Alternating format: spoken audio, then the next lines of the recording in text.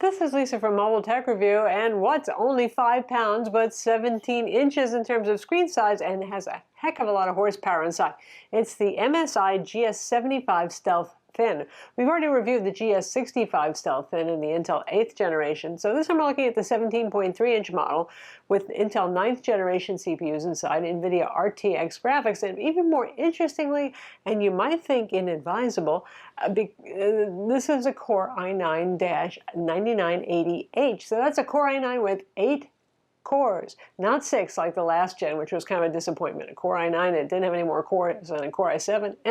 But given how thin and how light this is this a George Foreman grill? We're going to find out now. So the GS75 Stealth Thin is one of those premium, if not, you could call it boutique, thin and light gaming laptops. I mean, gosh, it is one of the very lightest among the 17-inch models at 5 pounds, which is 2.28 kilograms, and it's pretty darn thin as well. Our review loaner was provided by Computer Upgrade King. Their URL is Cuck USA. You can get it down in the description if you're interested. So they can do things like set you up with a second SSD if you want. You get the idea. So yeah, check them out. They have improved the GS series over the course of time, so it's a little less flexy, a little bit more rigid.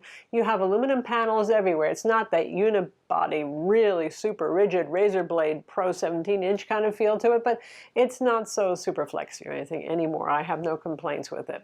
Aesthetically, it's up to you as to which you like better. There's always the Asus ROG Zephyrus with the oddball front shifted keyboard on it, but a very pretty lid design. Of course, the razor blade, which typically costs a bit more. You get the idea. And then in the more affordable ballpark, but still relatively thin and light, is MSI's own GE75 Raider, also available in a 15-inch size if you prefer. And that one packs full RTX instead of the Max-Q graphics that we have in this model. So you have your choice of RTX 2070 Max-Q, RTX 2080 Max-Q, and probably like last generation, we'll see an RTX 2060 full GPU option available. The CPUs have been refreshed to Intel 9th Gen, which is still part of the Coffee Lake family, 45-watt, typical gaming and mobile workstation sort of CPUs. And this time around, we have not just the Core i7-9750H, which is a respectable 6-core CPU, but we have that 9980H, 8-core, 16-thread CPU. So now that the core count's gone up, it gets more interesting to consider that Core i9. The challenge here is, well, it's thermally constrained. Obviously, this is a very thin laptop. There's not a lot of room for cooling inside. So how does it do? We'll get to that in just a minute, but let's talk about some of the other core specs. Given that this is a high-end laptop, it starts around $2,500 with the RTX 2070 Max-Q and $3,000 with the 2080 Max-Q. That does get you 32 gigs of dual-channel DDR4 2666 MHz RAM and a 512 gig NVMe SSD. The 2080 Max-Q in ours, by the way, looks to be a 90-watt because it clocks at 990 megahertz with a boost to 1230 megahertz. It has a full HD matte IPS non-touch display, 144 Hz. That's your only display option. This is how we've seen gaming laptops roll lately. I know, I wish it had at least a WQHD display option, if not 4K, especially for you pro apps users. It's a pretty decent display. In fact, it's the same Chinmay display in ours that we had in the MSI GE75 Raider. Now, big laptop manufacturers sometimes source from different panel manufacturers because they need a lot of displays in bulk. So if you get an AU Optronics or something like that, hey, don't kill the messenger. Just telling you what we had inside. It has very good contrast, this display. It has MSI's usual color utility, which is pretty decent for calibration.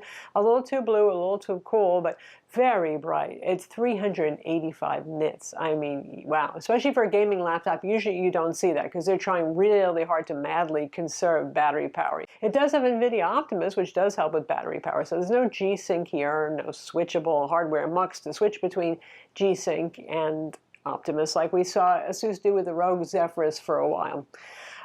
That's okay, because these thin and light laptops typically are geared towards not just people who want a game, because then you could just get one of those big desktop replacement ones and leave it there all the time, but this is geared towards people who are taking this probably on the road, maybe using it as your main machine, maybe also using it for pro apps like video editing or 3D modeling and rendering and that sort of thing. So yeah, I'm fine with that.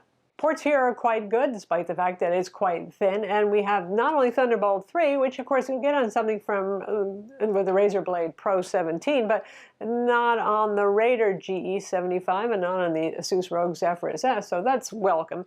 And you have a second USB-C port as well on top of that. You even have Ethernet. It's killer E2500 Ethernet. You have HDMI, can drive a 4K display at 60 Hz, and a micro SD card slot, which is better than no SD card slot at all. And a nice handful of USB-A 3.2 ports as well. Keyboard on this is the usual SteelSeries backlit. Travels a little on the low side, but not egregiously low, not absurdly low. It's better than the Razer Blade, certainly in terms of key travel and tactile feel. The keys have a nice spring, it's per key RGB backlighting, and you have a very wide Microsoft Precision trackpad, so yay! MSI no longer has crappy trackpads. Happy about that. So how about performance and how about thermals? Well, yeah, as you might guess, a Core i9 with full 8 cores going on here, squeezing such a skinny place with the high-end GPU. We have the RTX 2080 Max-Q in ours, is a recipe for throttling, and that's what this one does. I suggest you repaste or get it repasted, even though that's challenging. You'll see the internals. You actually have to remove the entire motherboard just to get to the heat sinks and fans, or just go with the Core i7. Much, much better idea, particularly with that RTX 2080, which is going to generate the most heat. I did see thermal throttling. I actually saw lower frame rates in games like Far Cry New Dawn, which is pretty piggish and pretty demanding, than I did with a Core i7 and RTX 2080 Max-Q, say in the Asus ROG Zephyrus S. The same thing is true for Battlefield 5. Now we're playing on high with both DirectX 12 and DXR enabled, or the video DLSS reflections, that sort of thing. And the frame rates are a little bit lower by 5 to 10 frames compared to the competition with the Core i7, because we saw a lot of thermal throttling. So yeah, hardware info 64 is great, but it shows you the max temperature that you've hit. So what if you're playing the game and that only happens for 5 seconds or something like that? It can be misleading. So I broke out Intel XTU because you get a graph over time to see where the temperatures are. And for something like Battlefield 5, it was really running hot and high, and it was thermal throttling through much of the gameplay. For something a little easier like Shadow of the Tomb Raider, playing on high, and we also tested on very high, which is the highest you can go with Shadow of the Tomb Raider, it wasn't quite so bad. There we averaged about 85 centigrade for the core temperatures, but for more demanding games, it was certainly 95, 97, and throttling. So how about surface temperatures? It's thin, it's light, it's metal, yeah, it's going to be hot. The bottom rear center area underneath where the CPU and the GPU are gets very hot. It hits about 57 centigrade, which is about 133 degrees Fahrenheit. That means you don't want to touch it. You'll touch it and you're going to say, ouch. So obviously when you're gaming, put it on a laptop cooler, even a passive one, on a hard surface. Don't ever put it on a blanket when you're playing games. The top side, which is, given the motherboard is upside down, the fans are actually there, so you have a little buffer in terms of space between the processor and you. Actually wasn't as bad. It gets toasty to the touch, but not burning, ow, hot. The speakers on this is a thin and light laptop, but it is a gaming laptop, so it can go either way. Well, it goes towards the lacking in bass, a little bit tinny. You've got two 2-watt speakers facing downward, stereo speakers, and the volume is pretty good on this, but there's really not a whole lot of bass going on. But you're going to want to wear your headphones, because getting back to the heat, at least with our Core i9 model, you will hear those fans, and there are 3 of them, and they are kind of high-pitched, not like drives you crazy like the old Razer Blade 14 used to, but they're pretty high-pitched and they're pretty loud when you're gaming, even just running it on the auto setting. If you put on Cooler Boost and really max those fans, that's going to be like, meh! Yeah, so you're going to want to use headphones when you're gaming. Now on to the good part, battery life. The Stealth has been among the better when it comes to battery life for these thin and light gaming laptops. You have an 82 watt-hour battery, which is a good capacity battery. It's right up there with what Razer's doing and the competition. And you've got NVIDIA Optimus to help, so when you're not doing things that need a dedicated GPU, you can run on integrated graphics.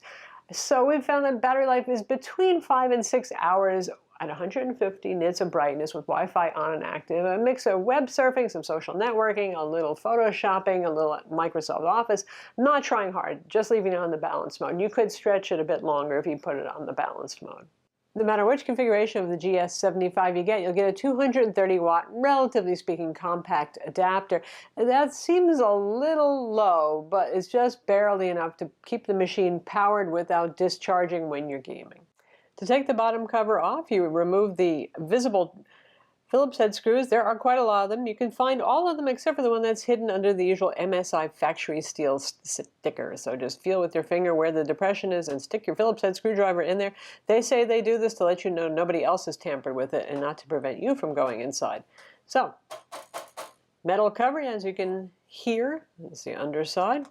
Does wrap around the back. It's still pretty easy to get off though, so no big deal. And when you get inside, you're like, oh no, so I've already picked at this some, but we have this, which is probably both heat and electrical shielding because the tolerances are so thin. I bet it's to make sure that the metal bottom doesn't short anything that's on your motherboard here. So they've kindly at least left the two M.2 SSD bays open. So these are M.2 slots for your SSD. Here's a fast NVMe SSD. We have a 1 terabyte Western Digital in ours because this is a higher end configuration. Battery takes up most of this area by the palm rest, which is pretty much par for the course, and our stereo speakers are flanking it and down firing. MSI loves their triple fan cooling, so we got two going over here, and we got a single one over here. It exhausts both out the rear and out the sides, which is a good thing, and it sucks in from the bottom like most gaming laptops do, which means don't play games while it's sitting on a quilt or comforter. If you want to get into everything else that's in here, carefully peel this stuff up. It is sticky, and because the laptop does get hot on the bottom, it will continue to get stickier with age. So I have peeled up most of it. Let's go for the rest of it. You can see it's got some adhesion going here.